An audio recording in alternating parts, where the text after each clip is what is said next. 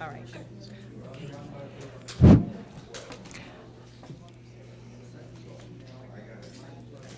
Hi, everybody. Thanks so much for coming.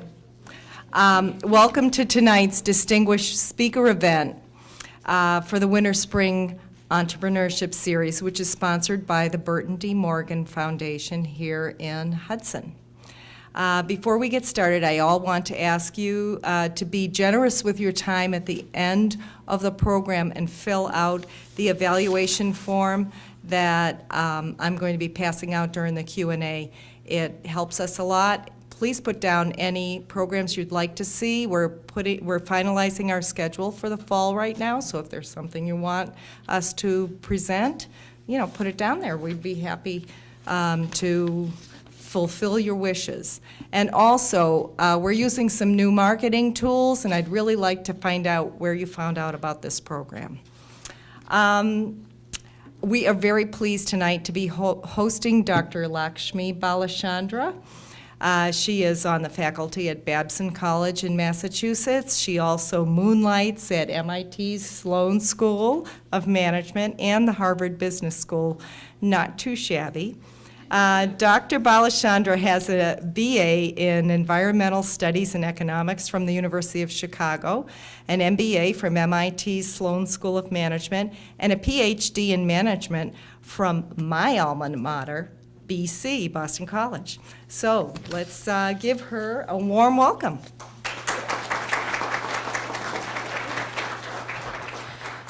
Thank you, Ellen, and thank you for the invite. It's so great to see so many of you here, and it's really an appropriate venue for me. I realize this is the family wing. I just had a baby recently, so yeah, so all the baby pictures. Oh yeah, yeah. So I am here to talk to you about pitching. That's the focus of my research, and I realize my title is a little different than what I had listed on the poster.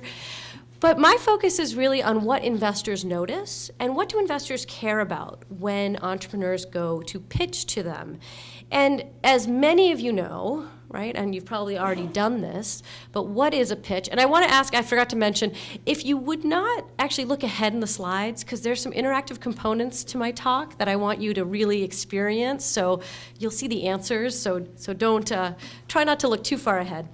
So what is a pitch? I think many of you in this room have probably pitched already, but the reality is, as entrepreneurs, you have to be able to pitch what your venture, what your business is. And you have to be able to pitch to all sorts of what I call catchers. And who are these catchers that need to know what you're pitching, need to understand your business? Well, they're people like investors, where I focus, venture capitalists, angel investors, and the like. Early employees, how do you get people to join your business when you have no track record, if you have no proven capability that you can pay them in a few years, right? How will they join you? And certainly for first customers, right? How will they sign up to purchase from you if they don't know if you'll stick around? So my research, what I've been focused on is really the pitch, but what works in this pitch and what really excites investors. And the basics of a pitch, what any investor will tell you, is that you have to be able to present your idea in a very clear way, right? So what your business is, they have to be able to walk away from your pitch knowing what it is, being able to repeat it, right? And say, this person, this is what the business looks like, and this is what they do. There's two M's that you'll hear investors talk about when it comes to pitching. The two M's are markets and management. And this is a big rule for any investor. The market is very important, right? They have to know that your business can be a big business, that it can make a lot of money, that it can possibly be sold for a lot of money so that they can get their returns, right? That you have some competitive advantage in the field, that you are different from other people trying to do this same endeavor.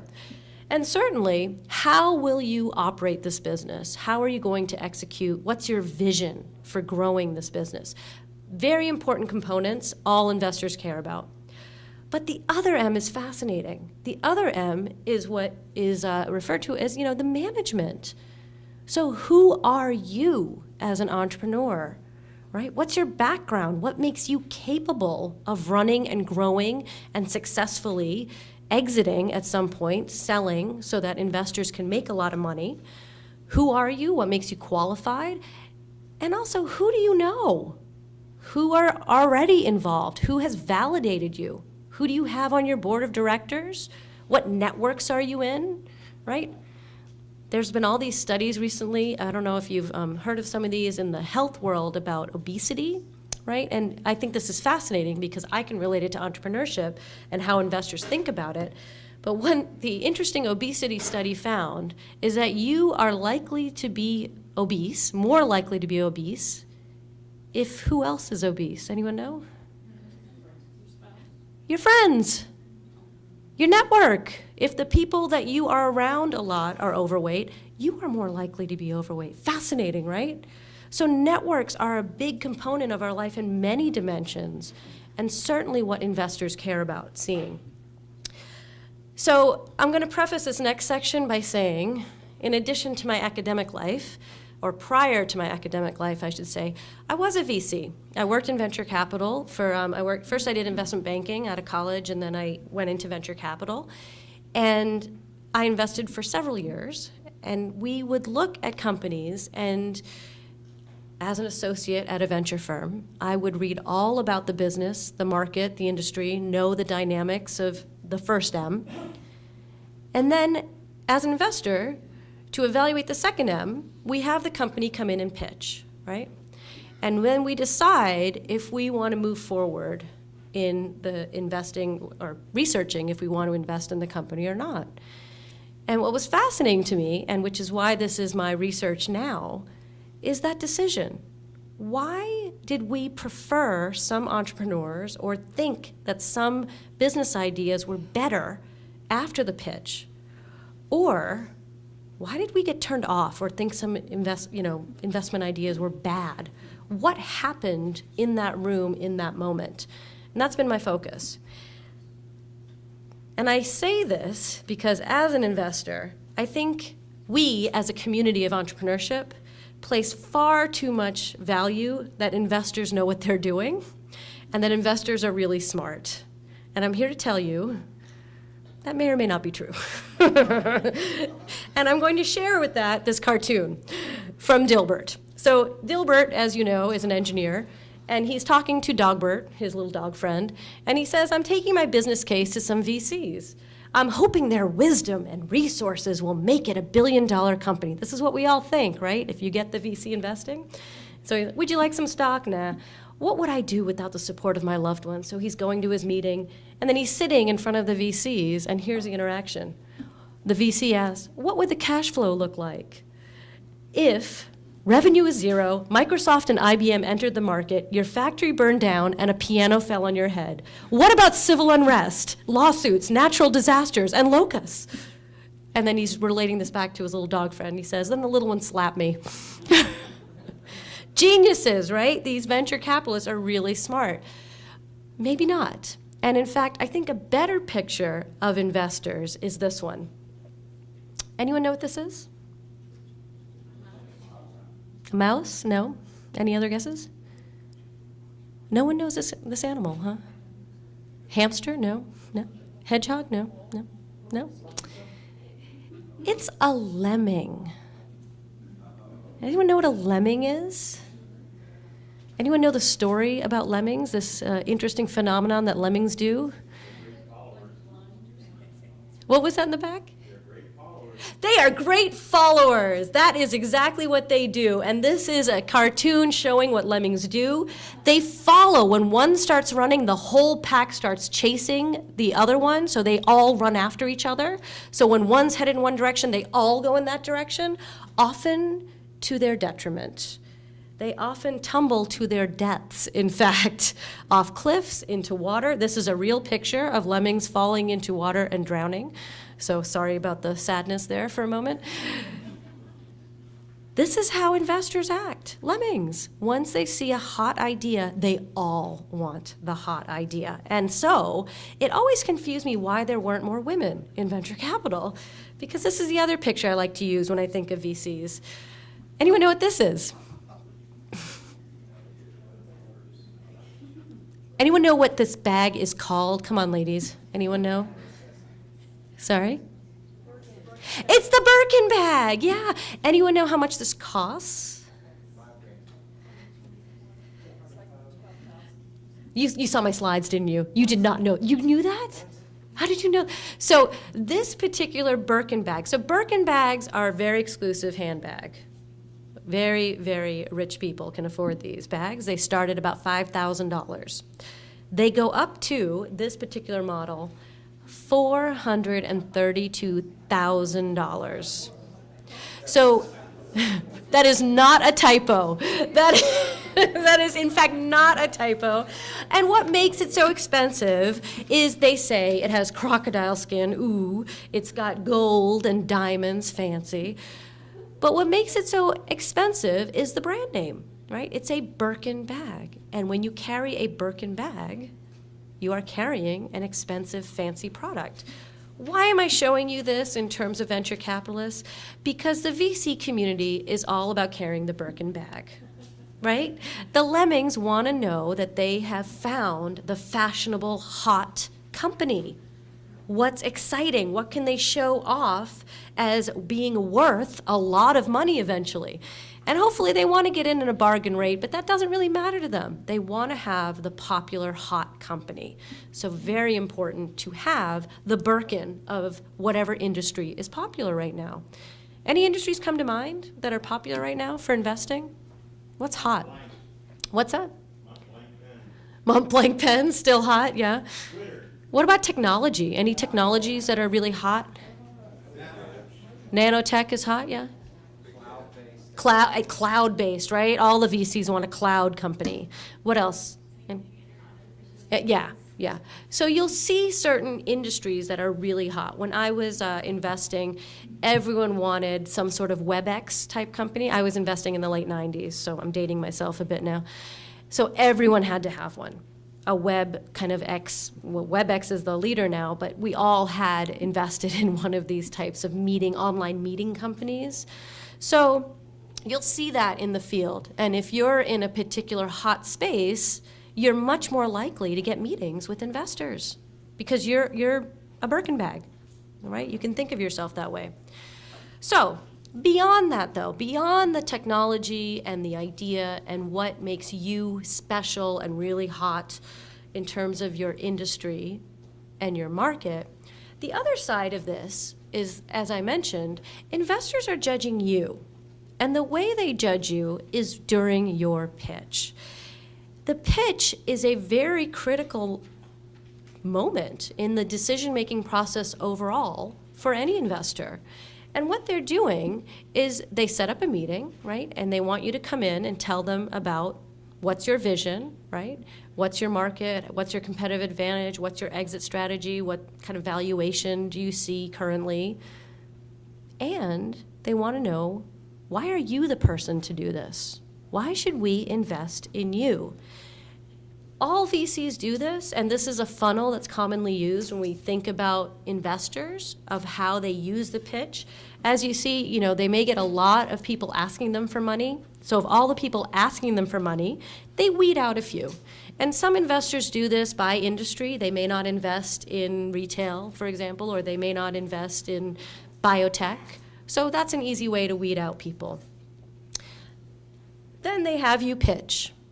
And after you pitch, whether or not they think you are someone that they're interested in, then they'll move forward into what's known as the due diligence process, where there are other things that come into play. They'll research, your competitors, they'll research you further, they might do a background check, they'll look at your financials a lot more carefully, but that all happens after the pitch. And so what the net is that most investors, and I'm broadening this from VCs, because I know there's a lot of angel investors in the area here, but if you're going for this sort of investment, almost no one will invest in you without having you come in and pitch to them, without hearing your pitch. So the pitch really matters, right? And it's a very important thing that you as an entrepreneur have to be able to do well because of this. So this research, this is a book by a professor at MIT, Sandy Pentland, and sorry? Say that? Was there a question? Oh, okay. He is in the media lab. He's not an entrepreneurship professor. He does some really interesting stuff basically with robots and signaling technology. And so one of his grad students came up with this device. It's called the jerkometer. I love the story. It literally measures how much of a jerk the other person on the phone is. So you hook this up to the phone and it has a little dial of how big a jerk someone is or how small of a jerk. So things like that. Yeah. So interesting little devices. So what he was doing with his grad students was looking at the connection between investors and entrepreneurs to show that there's this interconnection, this kind of, I don't know what the best way to describe it is, but maybe they have to feel some sort of mutual liking during the pitch. So he created these devices, and he had the VCs wear one and the entrepreneur pitching wear one, and the little devices would, have more brightly colored lights when there was a connection of warmth between the two people. What I like from this study is how he controlled for it. And what he did is he picked 10 businesses, right? And all of you as entrepreneurs have probably written a business plan or have some sort of formal written overview of your business. And so he sent these 10 businesses, just the plan, to one group of VCs. He had another group of VCs just watch the pitch.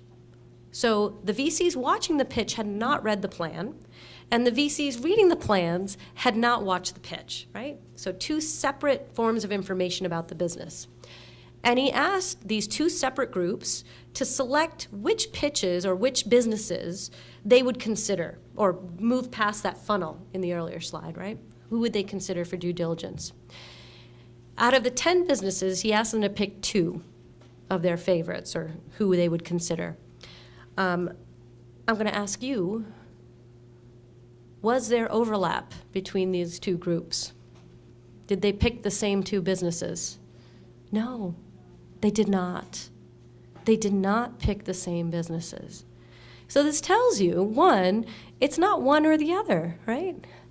What you may have written down or what you're able to articulate in your business plan may be compelling, but you also need to be able to present it in a way that investors will be willing to consider you. So I call this the what else in terms of getting noticed during the pitch.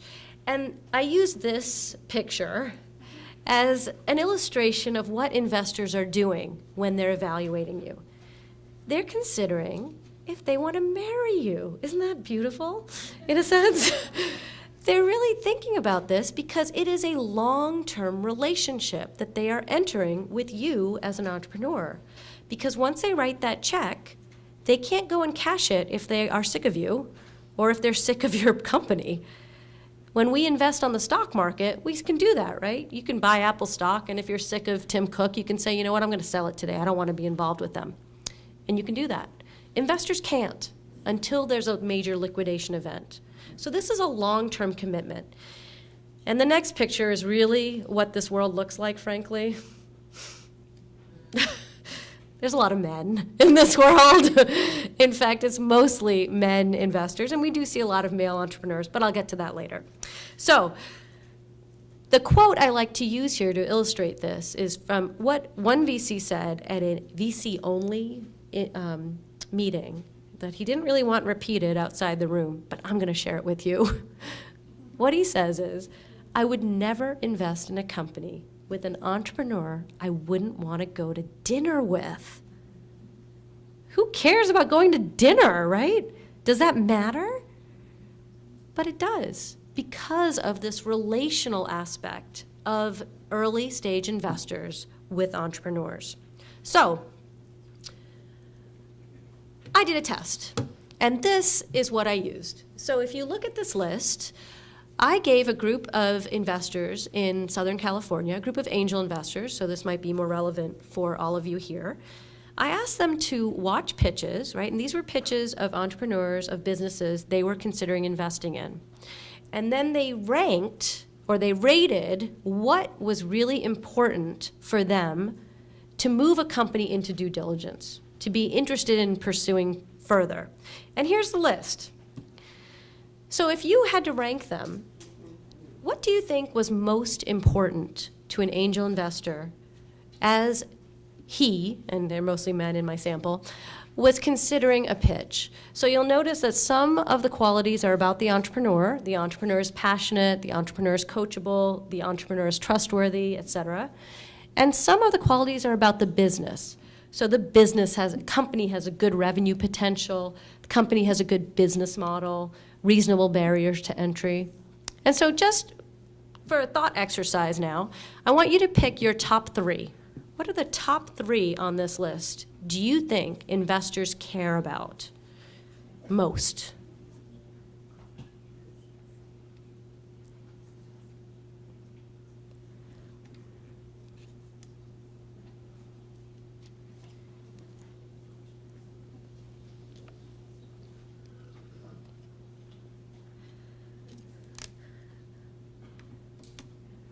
So let's hear from some of you. What's your number 1?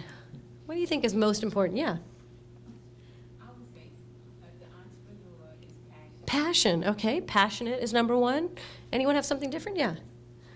Experience, passion and experience, very important. Yeah, Trustworthy, number 1. Trustworthy. What else? Business model. Business model, number 1. So we're focused on the business. Yep. Gotta be enthusiastic. Enthusiastic. Okay, enthusiasm. Yeah. Company has a good reputation. Revenue, so money. Yeah.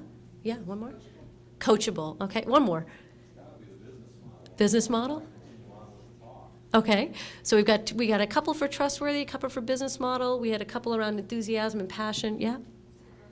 Growth potential in the back.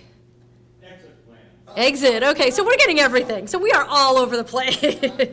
We are not getting consensus.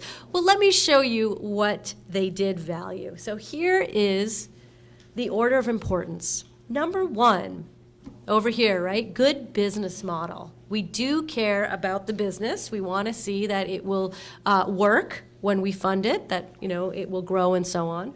Number 2, good revenue potential.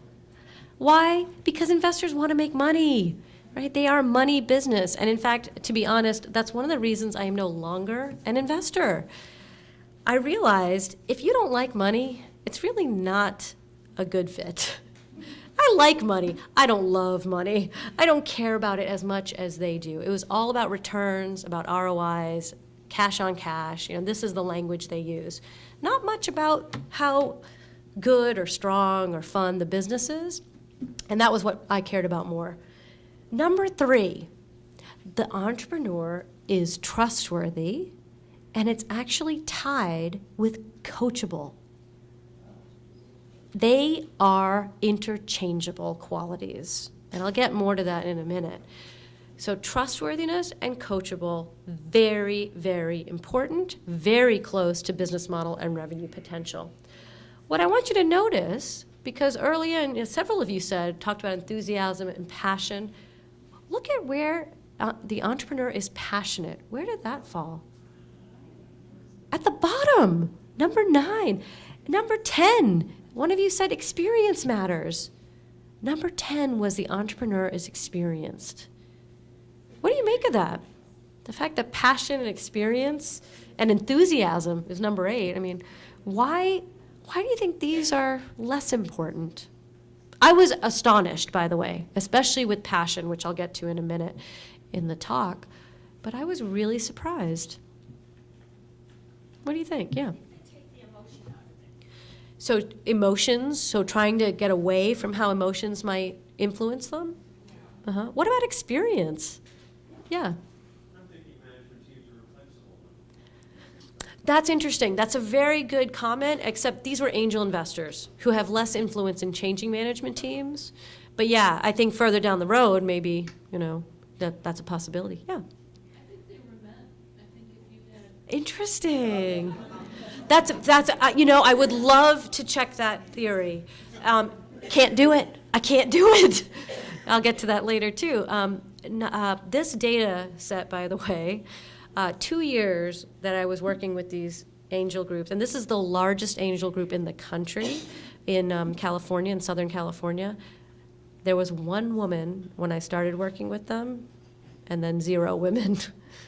I have 102 pitches in my sample, 2 have women. So I can't do the gender research that I would love to do. I do some of, I'll talk about that a little bit later, but maybe.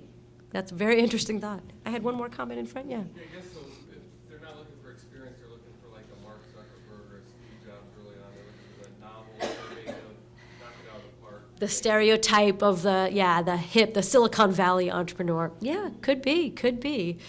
The implication here is what I really took away is that investors have a very strong need to trust the entrepreneur, right? And this makes sense when you think about it, because investors are writing big checks. They are just handing over hundreds of thousands, if not millions, of dollars to you to do with as you please. And there are horror stories. I have heard of entrepreneurs disappearing with nice $1 million VC checks. So it happens, right? This is a problem. You need to make sure that your entrepreneur is not going to run away. And so in the pitch, the entrepreneurs who can show they are trustworthy do receive more investor interest. And so that led to my specific research questions. Well, how much more? How much does appearing trustworthy matter for investors? And what makes someone trustworthy? How do you become trustworthy during your pitch? Would be good to know, right? Yes? Where's values? Values, sorry, say more? So the question was, where do values come in? Values of the business, and how are you defining that? Some businesses have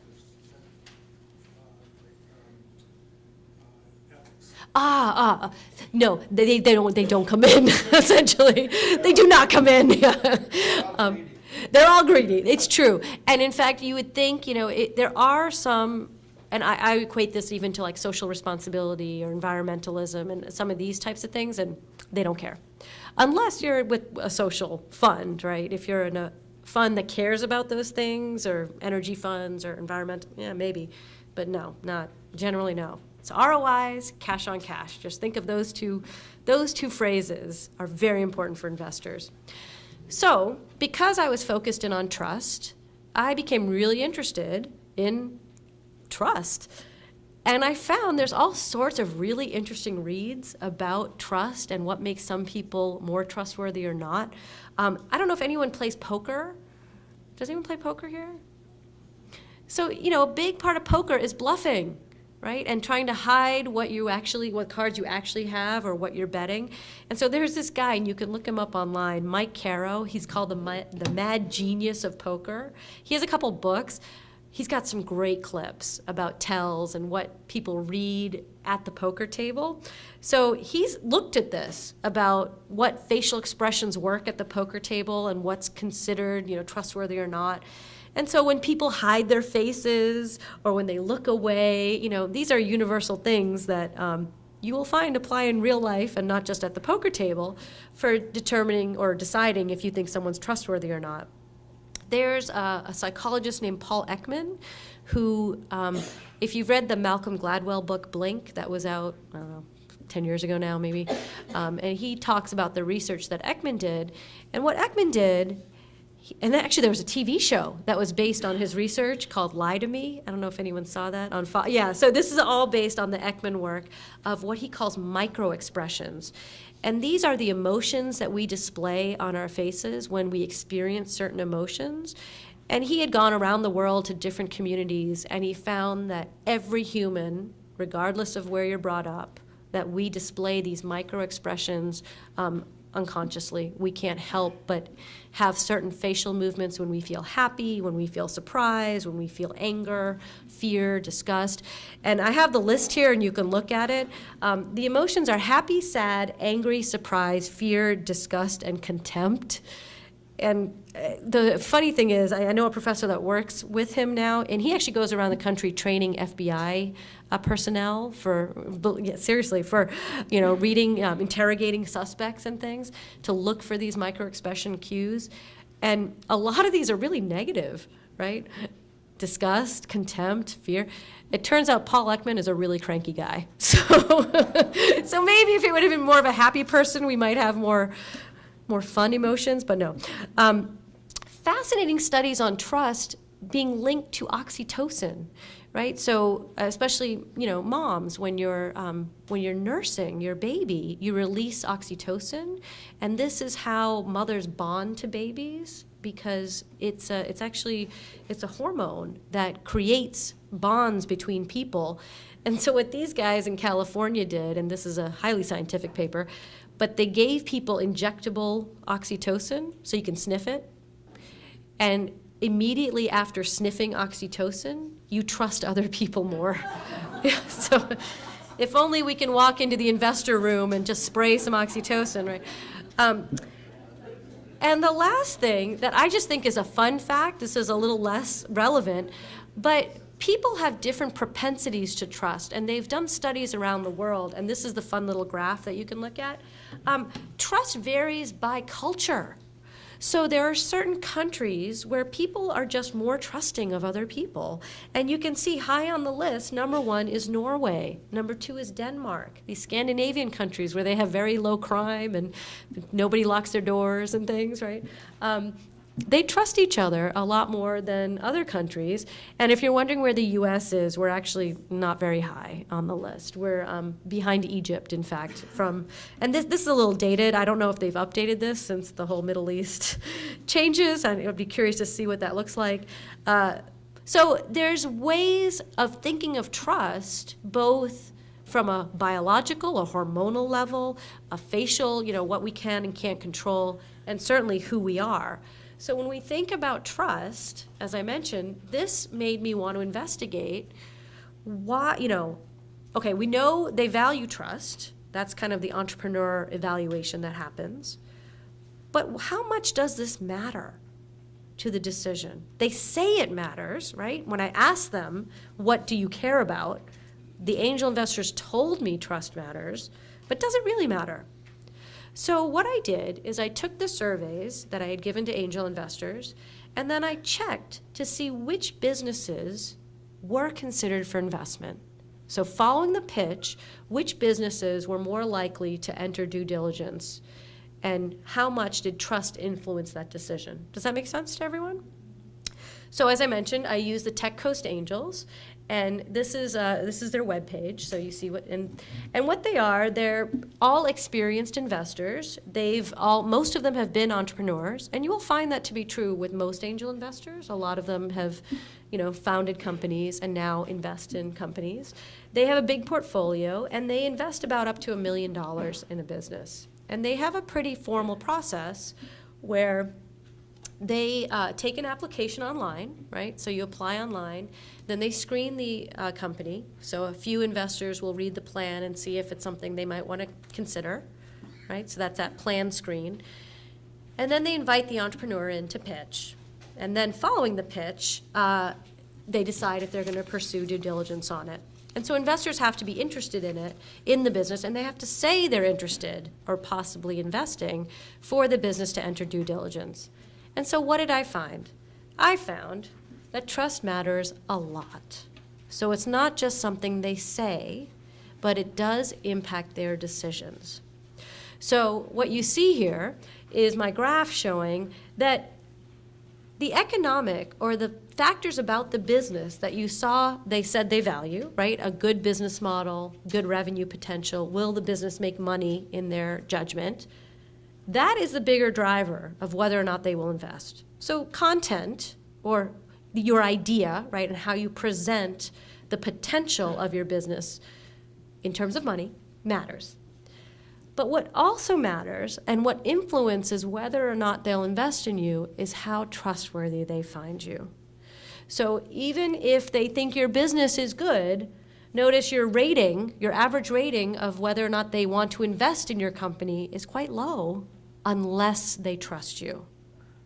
So it does impact decisions, this evaluation.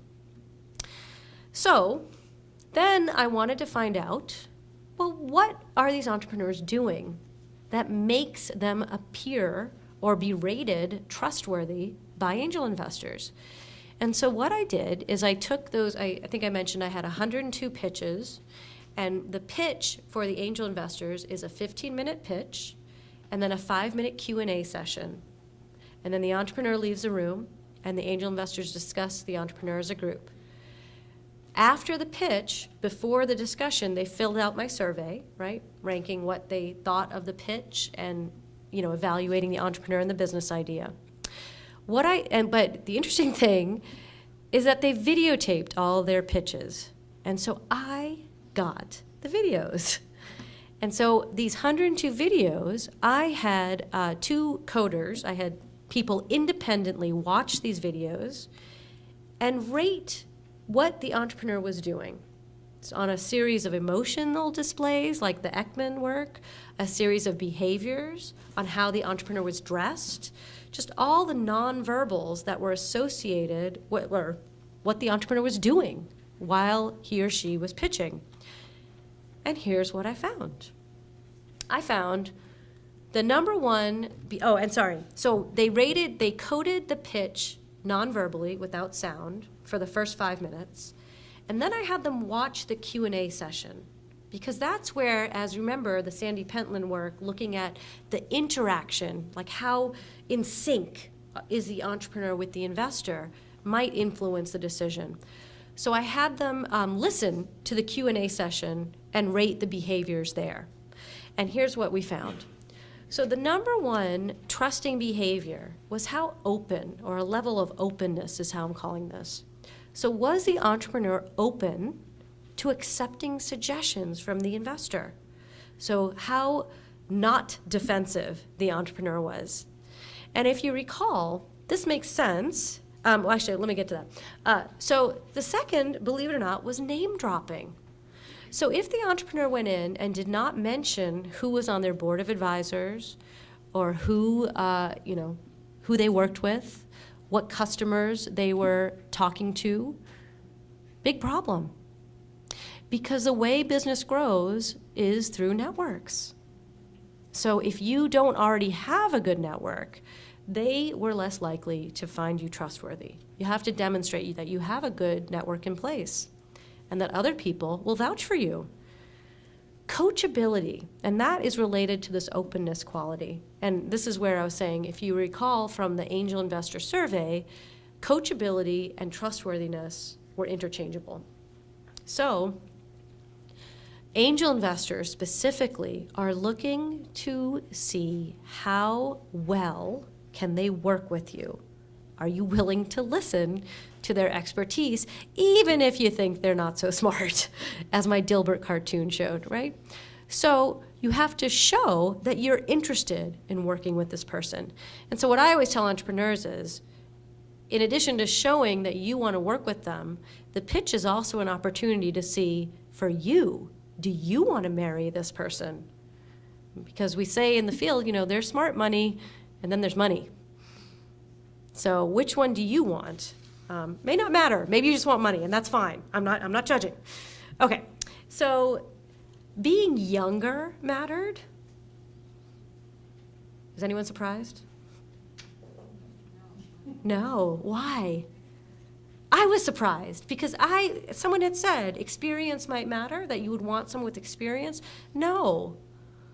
Why do you think they want someone younger? And we did have a distribution of ages, so this was significant to have someone that looked younger. Maybe they're not younger, but they looked younger. Yeah. Potentially more energetic.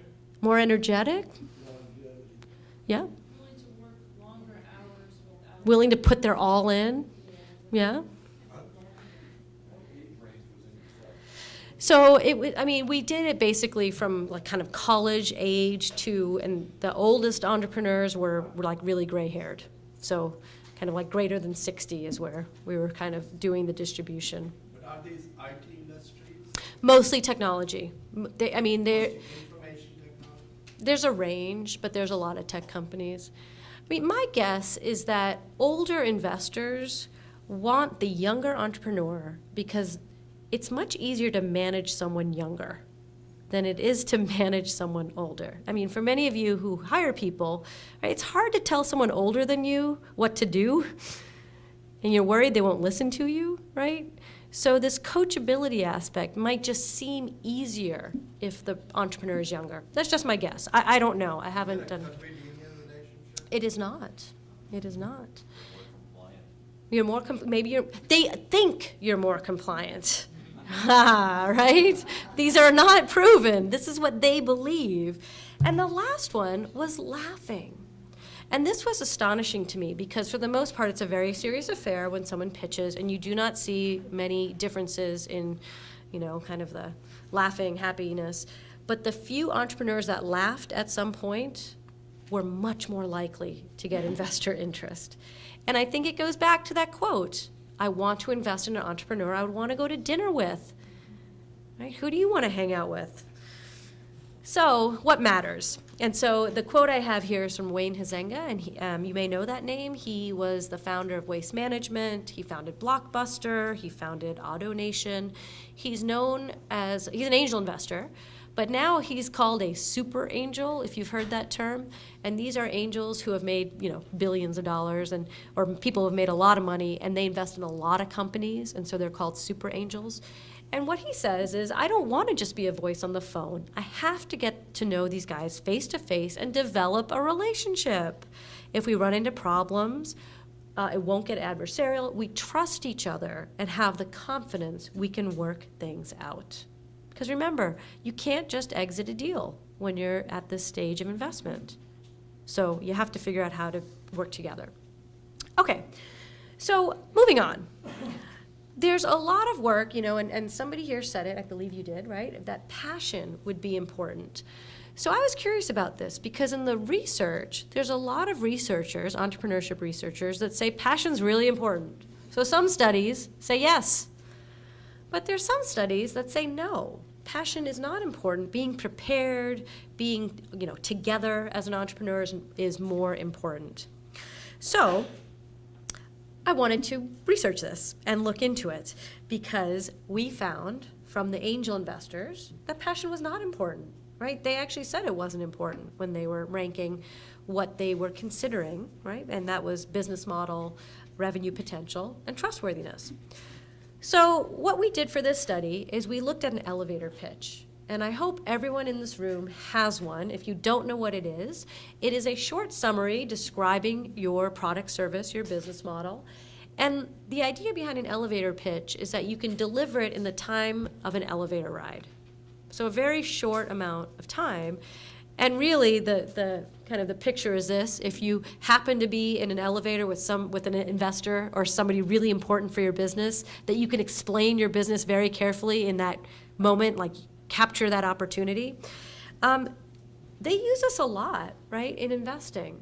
So whether or not you get invited in to pitch could be based on your written submission, but it also could be that you were able to pitch your short pitch to somebody who knows somebody, right, a VC, and they were able to call this investor and say, hey, you got to meet with this guy. I just heard his short pitch and really interesting. You got to hear more. So you should be developing this, if you don't already have it, a 1 minute, 2 minute short pitch. Because the other reason is, I think you guys already do one, but you're going to have an elevator pitch competition here for money in the fall. And there are lots of pitch competitions. So at Babson, we do a rocket pitch. We do not give money, but we have all the entrepreneurs come in and pitch. But you can find pitch competitions where there's real money involved. So you can win $1,500 in 2 minutes or less. If you go to the HBS site, they actually have an elevator pitch builder. I just wanted to flag that. So it's a good resource to help you develop your pitch if you haven't done that already or work on it. $5,000, Duke has a competition, right? So with an idea, you can win $5,000. And what I used was MIT. So MIT has the $100,000, the 100K competition, the business plan competition. But what they started doing is they started doing as a warm-up to this competition, an elevator pitch competition, where they would give $5,000 to the winner. So for 1 minute, you could win $5,000. Pretty nice, right? And in fact, better than nice, because there were runner-up prizes. 2 runner-up prizes and $2,000 audience favorite awards. And so what I got, for the first 2 years of the competition, they videotaped all these pitches. So I took all the videos and did a very similar experiment. I coded all of the videos for entrepreneur emotions, behaviors, attractiveness, kind of all these things that you see, the nonverbals, during the pitch. The way they work this competition is you are assigned to a room based on your industry. So you are pitching against people or being compared to people in your same industry. So, just because you have what may not be seen as a, Birkin bag technology, it doesn't matter because you're competing against other people that are in similar spaces. And they have industry-specific investors judging the pitches. So people that invest in your industry all the time were the ones selecting the finalists. And the criteria they used was whether or not they would want to invite this company in for a more formal pitch. Do they want to hear more, in other words? So we were interested in this being up aspect, but there's more to emotions than just being up or positive. In fact, this is a kind of a fuller model that we have of emotions. And there's positive and negative, right? This is a wheel, is how they look at it. And there's levels of energy that you demonstrate when you're positive or negative. So the up, or the passion, is high energy positive, right? You see that. But there's also this calmness that can be positive but not crazy, not some of the qualities of alert, excited, etc. More relaxed, more serene. And so what I thought we'd do as a little exercise is I thought I'd show you a couple pitches of what we were looking at and see what you think. Okay? So here are 2 pitches, and we're gonna have some fun with technology for a moment. So let's see if we can get this going. So I'm going to show you Entrepreneur A, and we're just going to show you about 10 seconds of this person pitching.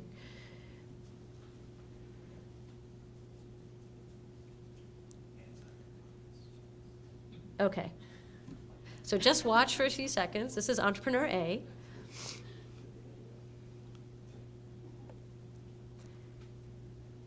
And I want you to think, would you invest in this guy, or would you want to meet with this person again?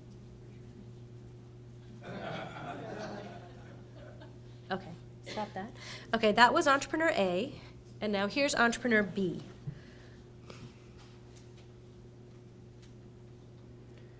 Yep, there we go.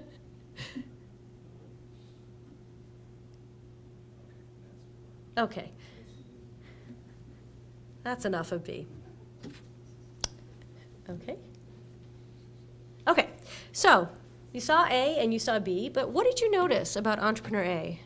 What'd you think? Any He's looking down. What else did you notice? He's what? His appearance. What? How so? Good, bad? Suit, very formal. Yeah. Okay. What else? Stiff. He's too stiff. What else? He seemed methodical. He seemed planned, prepared. Maybe. He didn't smile. Yeah. He did smile, didn't he? He did smile. Yeah. He did smile. He had that mauve. Yeah. Would you invest in him? What do you think? Or would you want to meet with him and hear more about his venture? Some people. It's kind of mixed. Nobody. Come on, investor hats. You got to walk in your investor hat. Walk in the investor shoes. What do you think? You did? Okay. So now B. Let's hear about B. What about B? What do you think? His signals, one hand and then the other hand. All over the place? Yeah. With his right hand all Yeah. the time. Yeah. He's more balanced, I guess. Where A seems like he's almost too much conviction, too Uh-huh. much dogmatic. Uh-huh. Okay. All right. Okay. Rehearsed. A was rehearsed. B was not. What else? What else? Anything else in the back? Any other? Yes, in the back.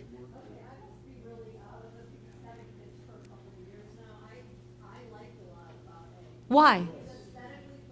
Uh-huh. When I talk, I use the one hand Uh-huh. to delineate as cogently as possible. Uh-huh. And so that when someone's watching me with no audio, Uh-huh. I want them to think, I want to know more about that. Well, I hate to say there's no right or wrong answers because there actually is a right answer here. All you B people are wrong. Yeah. In fact, A was the overall winner of the whole thing. So not only did he win, so they were both in the same industry track. A was a finalist in the track, and he actually won the elevator pitch competition that year. So he had the best pitch, and certainly a lot of this is, well, what was the technology? Was his idea good? I'm sure. But his pitch is quite good. And what is interesting, we did a follow-up experiment, mostly because my paper's, I'm trying to get the paper published right now, and the reviewers asked us to do this. So, so that's why I did it. But what was interesting is we found that this entrepreneur, A, we found that people rated this person as more competent, more experienced, more prepared, and many of you said this, and a stronger leader. Whereas B, they found, okay, he might be more intelligent, he might be more creative, you know, this is the judgment. He was rated more honest and more trustworthy. He seemed more real from a nonverbal, from people not knowing anything, just like what you saw here. It's exactly what we did with our experiments. However, our independent raters found this guy to be more calm. And we found, very interestingly, that calmness mattered. So if you remember my emotion wheel and thinking about being passionate or up was not as important. So when we think about style is what I'm calling this, we could predict who would win the pitch competition just based on whether or not we thought they gave a good presentation. And almost everyone rates Entrepreneur A as having a stronger presentation, right? And I think you would agree with that. He's a better presenter overall. Better presenter to have a good presentation. What makes a good presentation? Because presentation matters, and this is my little inspiration cartoon. Everyone loves kittens. Just show kittens. You do not need to be up. This idea of being up is not important. You should be positive, but you should be calm. Because calmness is equated with good leadership and being competent. And remember the 2 M's. We're looking for a good market, but we're also looking as investors for a good manager and somebody who can lead the business, a strong leader, to move the business into hopefully a successful exit and strong ROI. So finally, I want to turn to something that I'm pretty passionate about, women. Women in VC. And both, because I was an entrepreneur. I didn't mention that. Right out of college, I started my own business. I had a retail toy store. I ran that for about 3 years. And I was at a point where I was thinking about expanding. Do I want to open another one? Do I want to go online? This was a long time ago. I should have gone online. I would not be here talking to you today. I would be a billionaire right now. So I didn't. Instead, I got very interested in how businesses grow. So that was how I first learned about venture capital, because I was always struggling for money as a small business owner. I had gone for for a small business loan, and so I had written my business plan. I was doing the Women and Minority Program to banks, and at the time the interest rates were really high. So I didn't take a loan because I did not want to pay that kind of interest rates. Instead, I borrowed a much smaller amount from my parents, which I do not recommend, and I started my business that way. So I ended up working a lot. I never had enough money, et cetera, et cetera. And in doing my research, I found this fabulous thing called venture capital, where they would give you money and you didn't have to pay interest on it. That sounded fantastic. And then I got more interested in, hey, well, the VCs invest and they don't actually have to run the business. That sounds even better. So that led me to working in VC. So I spent a couple years working in a venture capital firm of a bank, I was the only woman on the team. And I would go to venture capital networking events, and I would be one of a handful of women. And then I worked for a women-owned, women-focused fund, where I was on a team of 6 women, and we invested in women-owned businesses, and it was the best job of my life. The firm doesn't exist anymore, why I'm not back there, but it is a topic I'm really, really interested in and wanting to understand why the dynamics are like this. So when I worked in VC, it was 1999, and the Diana Project had just come out. And for those of you that don't know this piece of research, it was started by a woman who's the chair of my division actually at Babson, Candy Brush, and several other colleagues, 4 other women professors.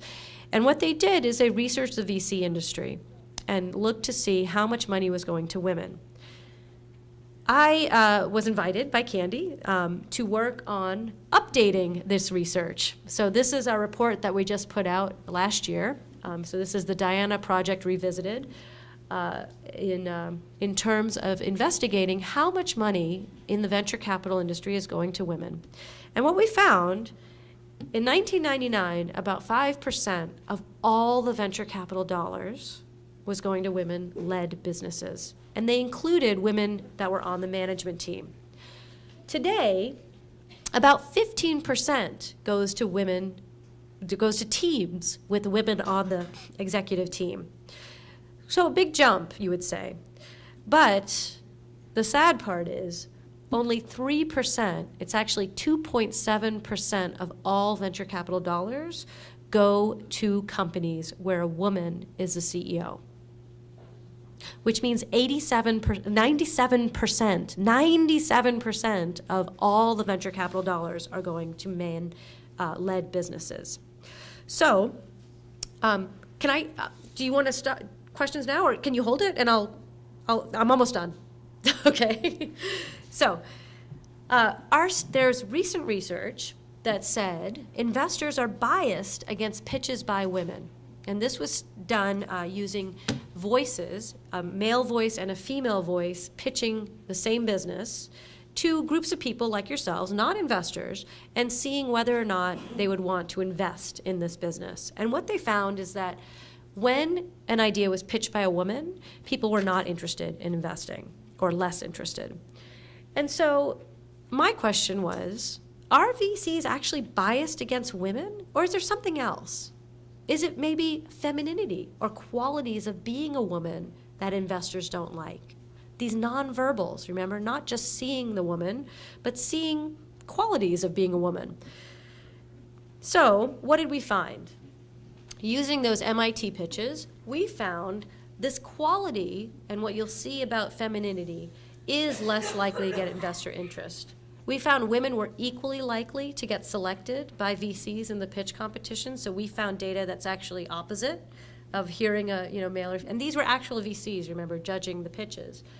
But qualities like being feminine, or things that are stereotypically feminine, happy and expressive, enthusiastic, all these nurturing qualities, and women were more likely to be feminine. And notice we did not just have a holistic feminine rating, because women are going to be feminine.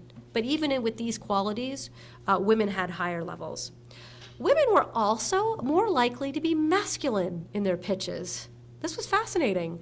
So qualities like being really bold and strong and determined, women pitchers in our sample were more masculine as well.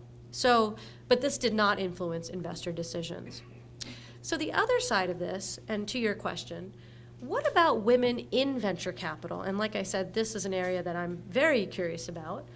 Back in 1999, and I mentioned we have the updated report that we just did, about 10% of all VCs, decision makers, remember, partner level, principal level, were women. They were 10%. I would not include myself in that sample when I worked in VC because I was not a decision maker. I was an associate. I helped with the decision making, but I was not a partner level. So these are partners who decide whether or not to invest. 10%.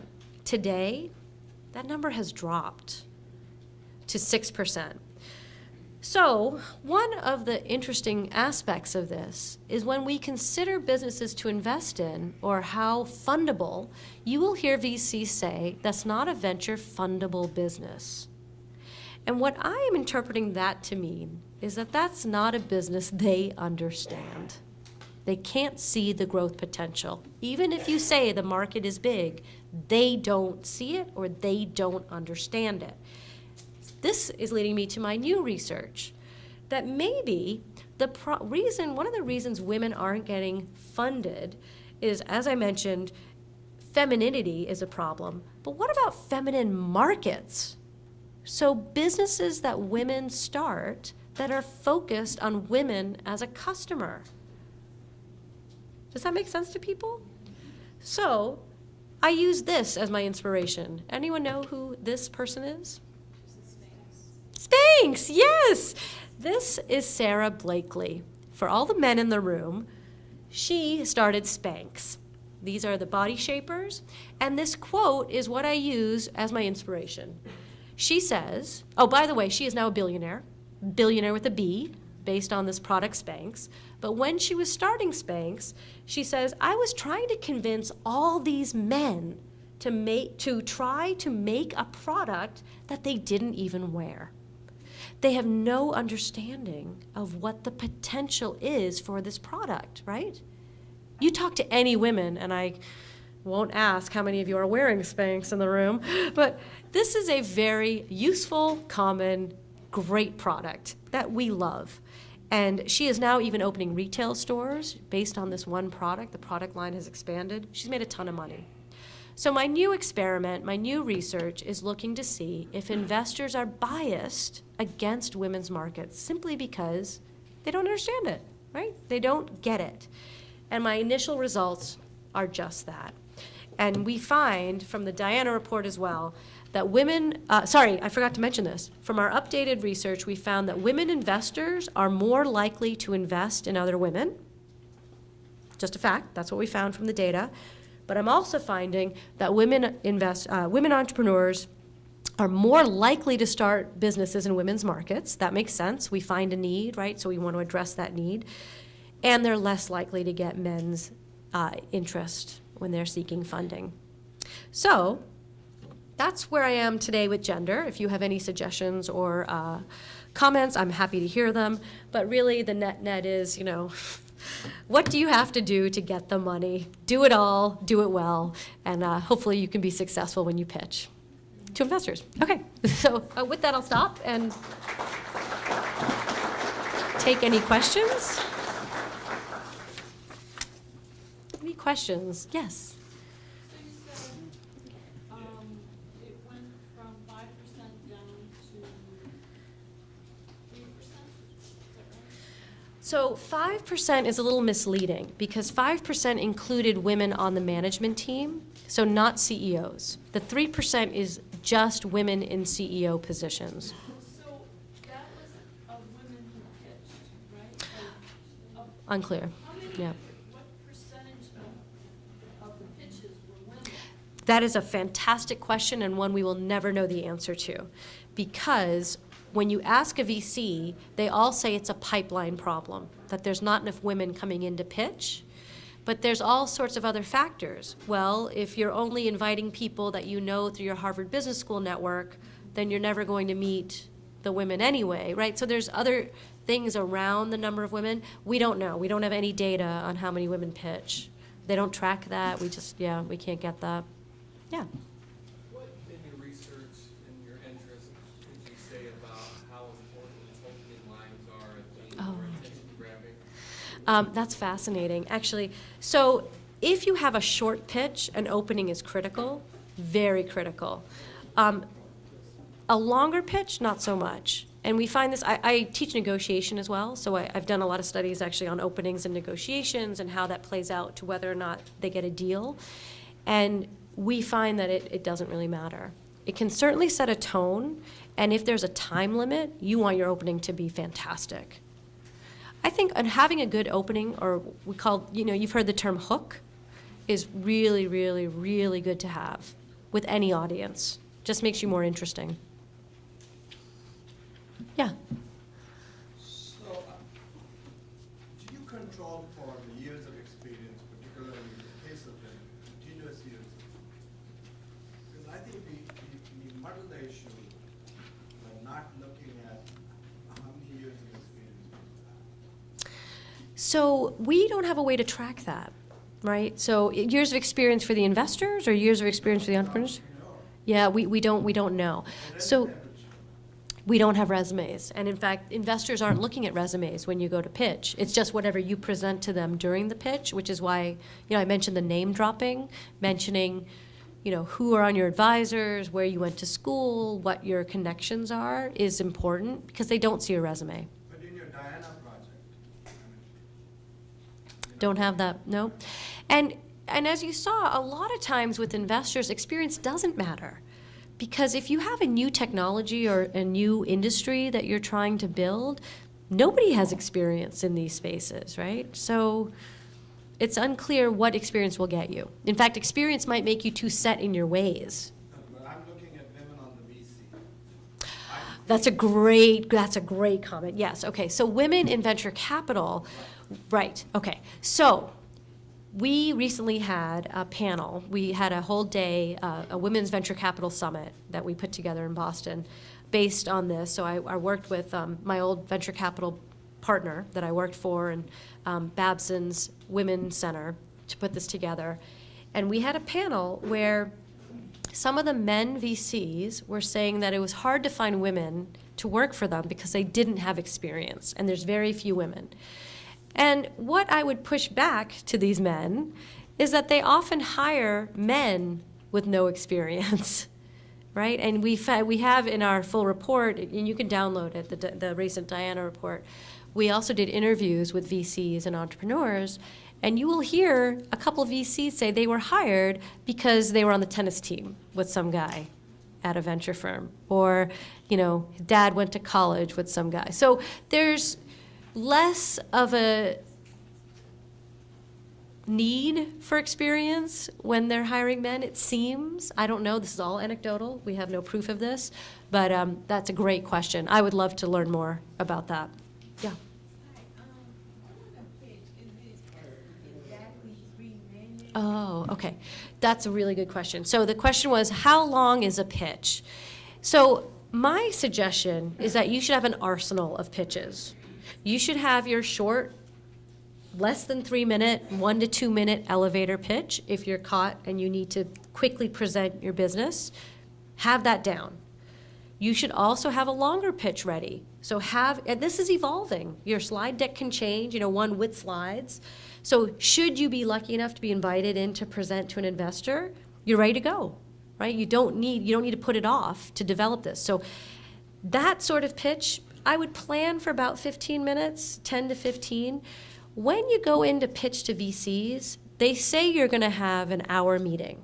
Do not plan an hour presentation, right? You should only plan for about 15 to 20 minutes, because as soon as you start presenting, what happens? Questions. In fact, we would rarely let an entrepreneur get through the presentation. Why? Because as an investor, I have read your plan, I have done the competitive research, I know probably more about your industry than you ever thought I would, and so I have specific questions I want answered. So I don't care what you have on your slides, I want the answers from you. So you have to be ready for that. So it's good to have slides and backup data, et cetera, but don't plan for longer than a 15-minute pitch. So I think those 2 pitches are essential to have in your arsenal. But even think about, shorter, like if I had 5 minutes, how much could I talk? Or, if I whittled down to 3 slides. So at Babson, we do a rocket pitch, which is 3 minutes and 3 slides. I think that's a great practice pitch for everyone. You should all have that in your arsenal as well. Do you mean the presenter has 3 slides? Yep. So the entrepreneur gets three slides in 3 minutes, and that's how every entrepreneurship class, we do that. And every entrepreneurship class has you have to come up with a rocket pitch, is what we call it. Yeah. Do they answer questions, like as far as I'm quite sure, or is it the first stage or the second stage as far as your finance? Oh, so the question is, do they ask about your financing? Absolutely. Is that the second stage if They will ask you about money from the get-go. They always care about money, right? And there's 2 reasons for that. One is, how much money do you need to get this to be a successful venture? And how much money will you need and how long will it take to get you successful? So are you planning your money correctly? So, you know, especially women, not to be stereotypical, but women tend to ask for less, to be way too conservative in both their projections and their financing needs. And you should always think big. Go bigger, right? You investors know that however much you're asking for, we probably need to double it or triple it. You probably need far more than you think you need. So, is this a follow-up, or should I go? Part three. Part, ABC. Okay, go ahead. Okay, retail. Yeah. Is that, from my understanding, that's very hard to get investors to invest in. Can be, but there are retail funds, and as much as investors say they won't invest in a space, you will all look at portfolios of investors, and you will find some retail investments, even in pure tech firms. Now, obviously, the biotech side is very different. They will not invest in retail, but they might invest in a retail product, like a medical device. So you have to be, and how you classify yourself. So there's a women's business now that is, and this is what kills me when venture investors say they only invest in venture fundable businesses. Well, this business is a company that's basically a nail salon. Is a nail salon a venture fundable business? No, never. It is never. In fact, if any nail salon walked into a VC's room, they would just kick them out, right? But two women who went to Harvard Business School came up with an idea, and through their networks got into other VCs through Harvard Business School networks. And so the idea is they take nail salons to businesses. So they're bringing a manicurist to a business. They got a lot of venture money for what I think is not a venture fundable business, and it's a women's market. So, you know, as I was saying, what makes some businesses fundable or not? No, but but they were funded. In the back, you've had your hand up. Yes. If you were listening to an elevator pitch today for Google, Facebook, Pinterest, all these different companies, Yeah. what would your thoughts be? That's a fascinating question. So part of the problem with some technologies that are early, you know, kind of before the market has developed, is really being able to explain what it is that you are and what that you will do. So my guess, I have no idea what these pitches were like, but because of the traction that these people were having, and actually Google, there were already other competitors in that space, right, when they started, but they were able to show traction of having a much faster, more robust search engine. So being very clear of what, and we always say this at Babson, what is your value proposition? You have to know what value you're bringing. What separates you? Why are you the one? Why is your business better, faster, cheaper, whatever it is? And Facebook, I would argue, is the same. Because there was so much momentum already with what they were doing, if I'm assuming they talked about that in the pitch. So you have to really showcase your strengths when you pitch. Remember, in the 2 M's, you know, it's what is your market? What is your competitive advantage? What makes you special? What makes you the winner in your space? Why are you better than everyone else? Yeah.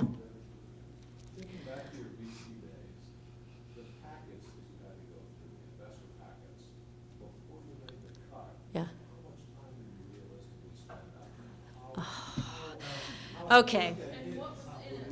This is the best question of the night, I think. I think I need an award. So here's the dirty little secret of investors. Nobody reads your plan. If you just mail in your plan blindly, forget about it. Don't bother. Nothing will be considered if you just send in a plan. In fact, we had our intern read all the plans that came in over the transom, as we would say, the blind emailed business plans. Do not do that.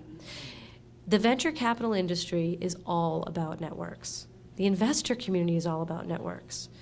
If you come in, and this is my other study that I'm doing with the TCA, the role of the introduction and how similar you are, so this is the Harvard Business School network I was mentioning, matters far more than working really hard on a plan. So your plan should be good. I'm not saying you shouldn't have a good plan. You should have a plan, but do not just send it in. You have to have the warm, the fuzzy, the friendly introduction.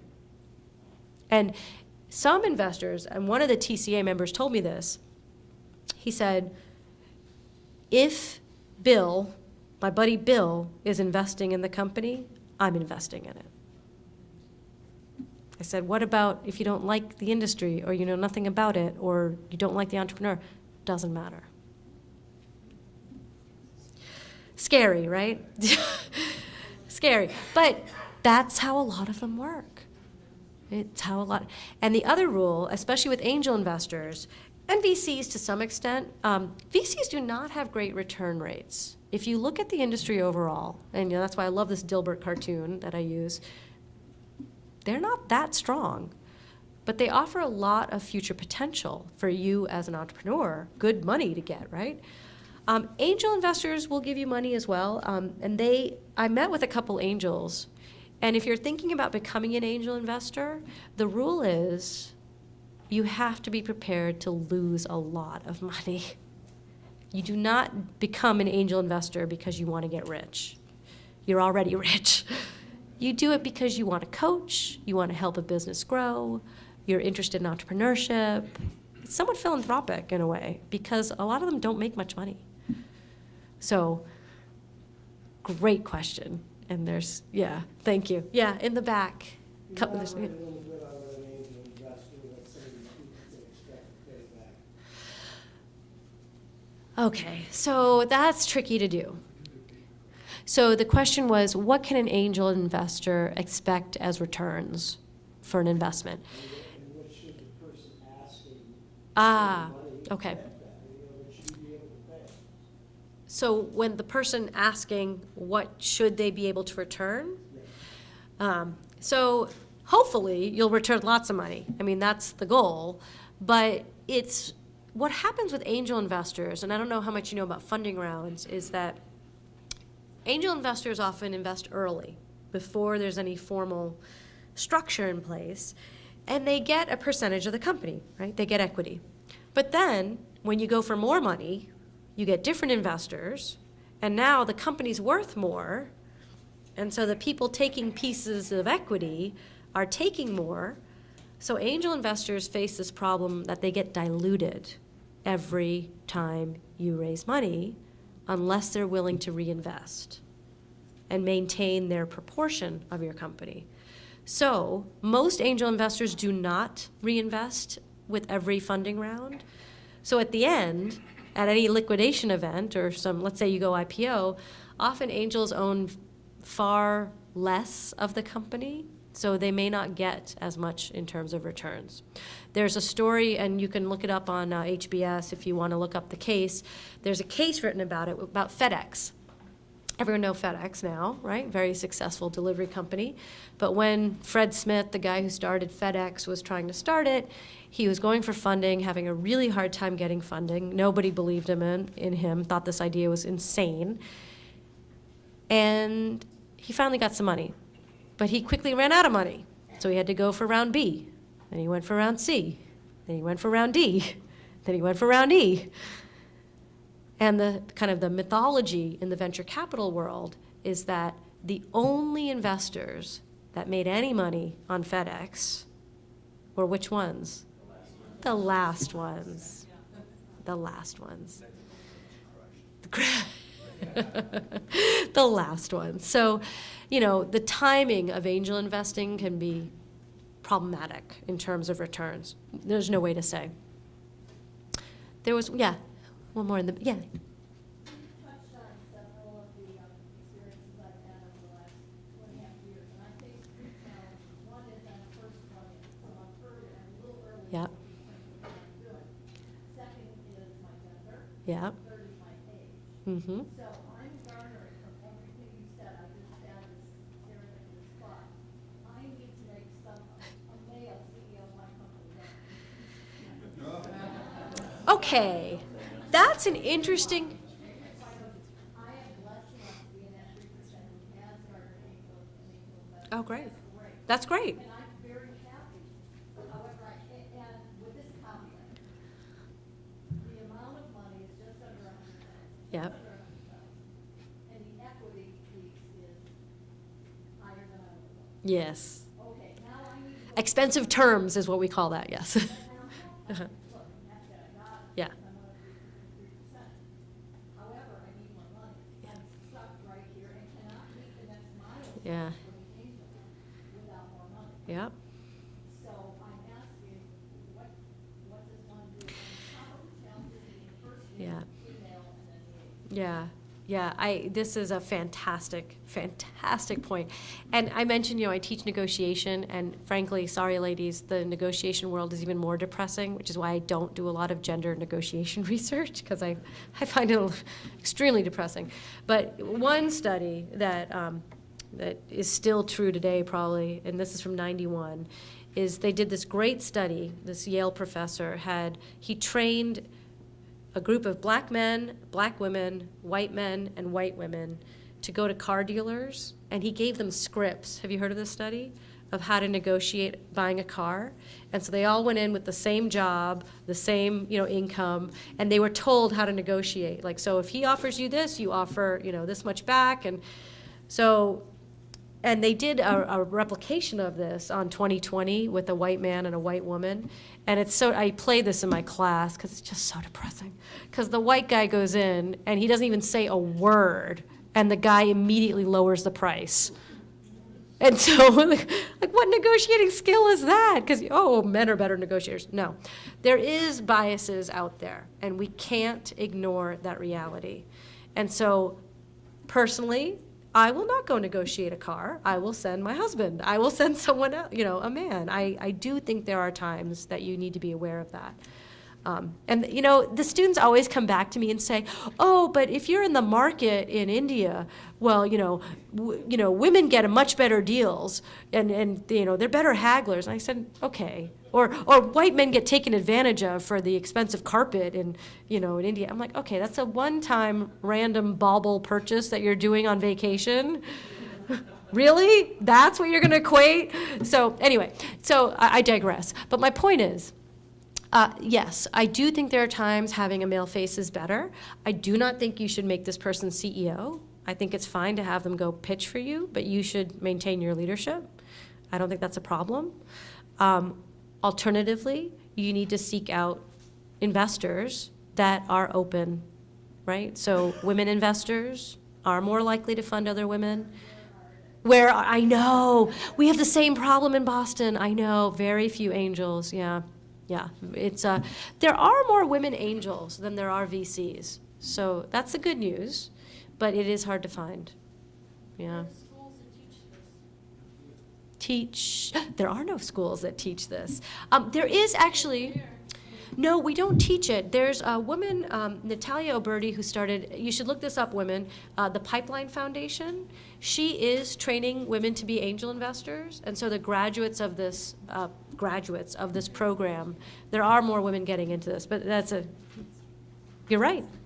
I sympathize. Yes? I'm just curious, I'm sure there's no research on this, but I'm curious about your opinion. So we always hear about these micro-financing in Yeah. India and Yep. Africa and everything, and it's always about the women, and the women Yeah. propping up the Yep. society and so on and so forth. Why aren't we getting that in this country if other countries are seeing it? So, okay. Because I think one of the reasons it exists in other countries is that they don't have the systems we have in place here. So you can go to a bank for a loan, right? Here in this country, you can use your assets as collateral or SBA programs that I mentioned that I went for. There are other programs in place. I do think the microfinancing industry, and I'm not an expert in this, so I know very little about this. But what I do know is that it has had some problems. So some of the reports we're hearing about what happens when women can't pay back the loan, or what happens with the funding, it sounds a little, not the system we want to have. Yeah. So I think there are, pros and cons. They don't have other opportunities for capital, so that's why micro-lending is there. Whereas we do, really. I mean, we have lots of different ways of getting capital. And everyone should remember, the best way to get capital, the 3 Fs. What are the 3 Fs? Friends, family, and fools. Really, no strings, hopefully, although you might become enemies, but something to think about. Yes. I have a question on the entrepreneur quiz that you gave Yeah. us. From what you had told us previously, it seemed overwhelming that the entrepreneur had the better qualities. It just makes me think, you didn't tell us what industry this was in. Do you know? Energy. Energy. Yeah, it was energy. And both ideas, if you were to hear the pitches, they sound great. I mean, they really fantastic. But the one who won the overall pitch, and the reason I didn't tell you what the ideas were is that I wanted you just to focus on watching and seeing what you thought about the individual, because that's part of the decision-making process, separate from the idea, right? That we do take into account these other factors, or investors are paying attention, as much as they say they aren't. I have one more question. Yeah. Is the Shark Tank good television? This is yeah.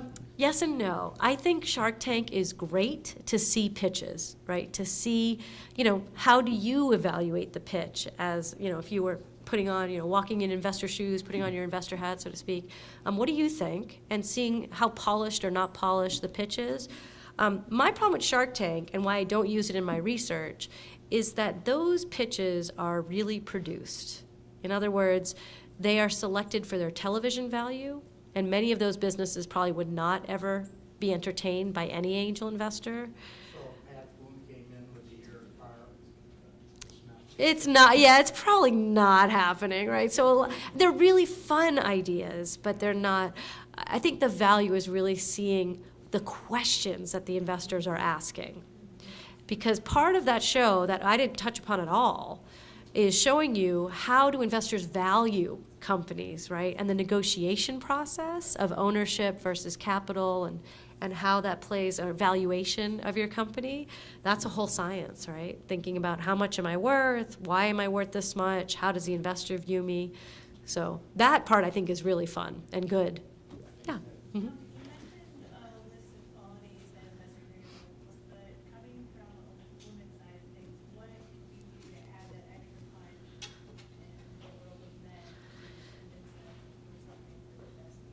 So like I said, the dirty little secret, I think using your network. Your network is your best and most useful way of getting in front of men. So the more that you can get a referral, an introduction, vouching for your business, your idea, your capabilities by someone that knows a male investor, not a problem. I don't think gender's a problem. I really don't. I don't think they're biased against women. Yep. Determined, and I've gotten feedback where I'm more, they feel like I don't listen to, or I'm not receptive. Yeah. So you saw how important coachableness, right? And remember, this is like dating. You have to want to be with this person. So you have to be someone that they want to go to dinner with. So you have to be able to be that person during the pitch. Yeah. In fact, yes.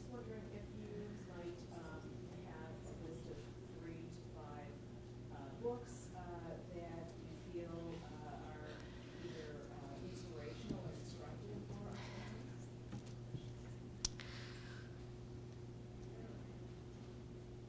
I'm trying to think. That's a great question. That's not really an entrepreneurship book, but that is a good one. That is a good one. Thinking about The Millionaire Next Door was a suggestion. How to win friends and influence people. Oldie but a goodie. How to win. I don't have. Sorry. Lean Startup is good. That is a good one. And in fact, there are whole courses being taught around Lean Startup thinking. Babson, of course. Boston. Yeah, we're in Boston. I don't know. Actually, we have a professor from Case here. I don't know how much. Where's David? Did he leave? Oh, Akron. Sorry. No, he left. Okay, I was like, I don't know. I don't know what the resources are. The Morgan Library, sir. I'm like, okay. I just want to interest, Tri-C has entrepreneurship class, the one in the Warrenville. But I just wanted to address his question about, my friend and I, we auditioned for Shark Tank. You did? Oh, wow. So my friend, she got on. Wow. And I'm not saying this in a bad way or in a good way. Yeah. John invested $250,000. Wow. You know how much money she sold? She sold $0. Unfortunately, it even put her out of business. No. She had a $500,000. So she's saying that Damon John invested in her friend's company on Shark Tank, and she never saw the money, and the business went out of business. But I always thought that just by being on Shark Tank was enough marketing and, exposure with publicity to get. She ended up getting a $500,000 order with Neiman Marcus. And my John told her he would find a manufacturing company. Oh. And it's the manufacturing company was Neiman Marcus that was looking for the goods to be 1 September. They were 4 months late. Oh. Yeah, this is a problem for entrepreneurs, right? And this is the Walmart problem, I call it, because, right, if you get one customer and then you're stuck and you forget about all your smaller customers, and then if you lose that one customer, big problem. Wow, that's sad. So she's out of business? Yeah, she really went into a depression. Yeah. And Ah.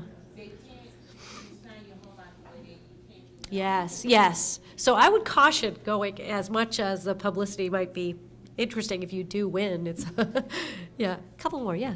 Doctor, have you pitched a VC, and if you have, what happened? I have not pitched a VC. I have not. That's, in fact, I guess, truth time here. I'm not sure I would want venture capital. Having been on the other side, I don't know if I would really want to have a VC involved. And for just this reason. I sat in on board meetings when I worked in VC. We were typically a minority investor. I was never with a big fund. I was with smaller funds. So we get board observer rights, and you go every month to a board meeting. And the way the lead VCs were very directive of what they wanted the company to do, I'm not sure I want that. So you have to remember that, it is capital, but it does come with a cost, not just equity.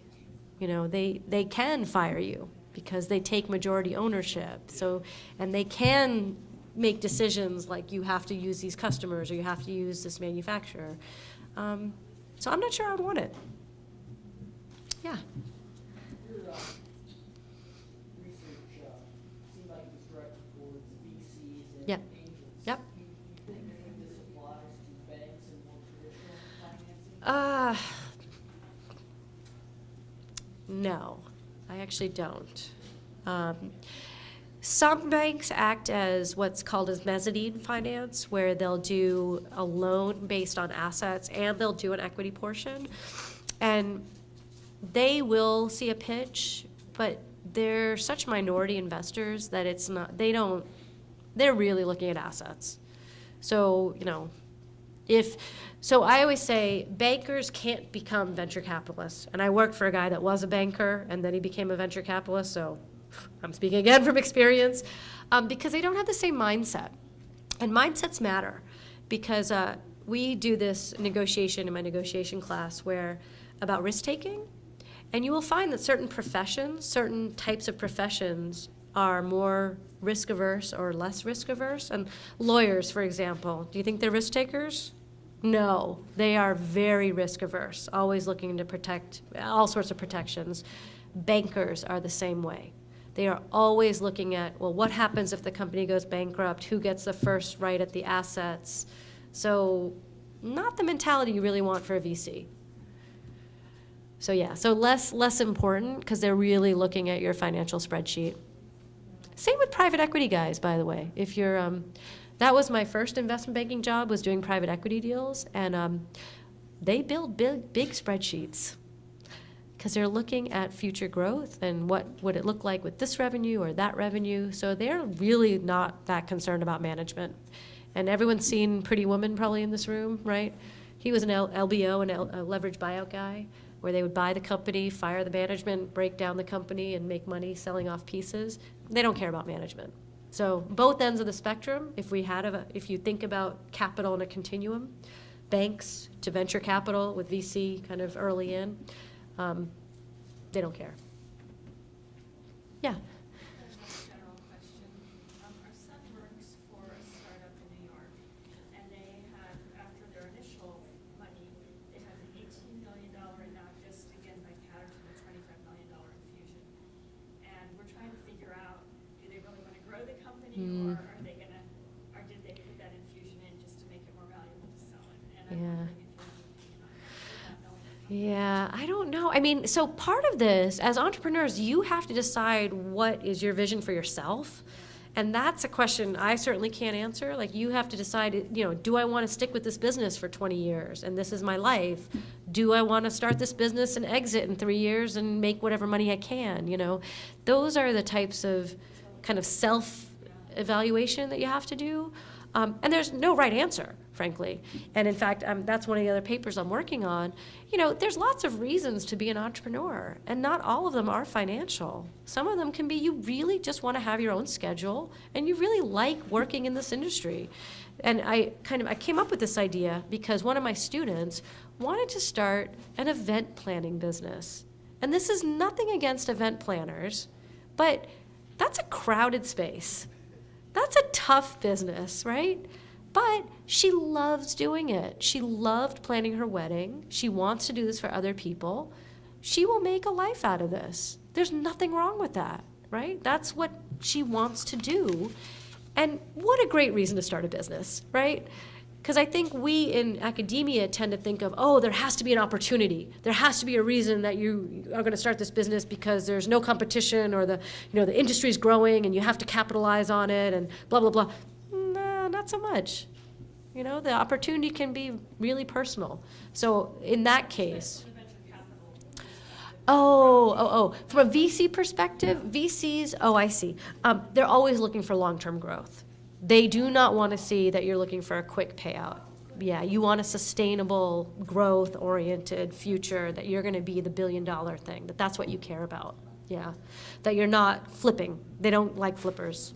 Even though they will flip, they don't want to see you thinking about being a flipper. Yes? Just along the lines of your prior conversation. Yeah. About it, Yeah. transformation. Yeah. I read the book Zero to One by Peter Thiel. Oh, I don't know the one. Uh-huh. 0 to 1? Is it? By Peter Thiel. Okay. You sort of want to do something that no one else does, and I think the example they used was opening up what you don't want to do is opening up a South Indian restaurant in Palo Alto. There's a lot of South Indian restaurants. There's a lot of South Indian restaurants. That's funny. I'm South Indian. I should go there because we don't have a good one in Boston. Yes.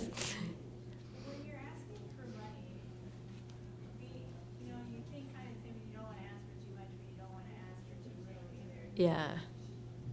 Yeah. Do investors want to hear what you really need, like even if it's a big number? Is it okay to be asking for that? So there's two rules of thumb on this. So one is, whatever revenue you state you're going to make, investors will cut it down by 20%. Okay? And so you always should do more because we immediately cut it down. And same with money. So whatever money you ask for, we actually double it or triple it, thinking that's not enough. They're underestimating how much they need. So you want to be somewhat realistic, but ask for more. You always should be asking for more. And you should be projecting more. Oh, and I want to come back to that competition thing with the South Asian restaurants for a minute, because I'm not convinced that's the right thing. Because if there's a lot of companies in that space, that means that that's a good industry, right? So there's an expression that VCs use, and they say, a rising tide lifts all boats. And what that means is, If you're in a hot industry, your company's going to do well. And we want to remember the Birkin bag. We want to invest in the hot item. So if the rising tide is there for your industry, it's not a bad business. Well, so this underground or underlying premise is Uh-huh. that you want a monopoly, so the example. Oh, yeah, well, And your margins are based on how many or how few competitors you have. So you highlight Apple. if you're lucky enough to be there, right? And then we always come back to the Facebook example, because MySpace, et cetera, all these other players were there. Or McDonald's, right? It's like, it can, yeah, right. All I'm saying is, I don't think that's a reason not to do a business, though. I really don't. And I see that point, though. That would be great if you had few. But then you have to answer what's your differentiation. Yeah. But the other problem with having no competition is that maybe nobody wants your business. Maybe there's a reason there's no competition, right? It's not a popular industry, so you have to weigh that as well. It's hard sometimes to get funding if you're doing something. It is. It's very hard to get funding. Understand what you're up to. Lemmings, right? Lemmings, yeah. Any more, or are we? Well, thank you very much. Thanks for the great questions. Library has its own pitch competition coming up during Global Entrepreneurship Ship Week. in November. Yeah.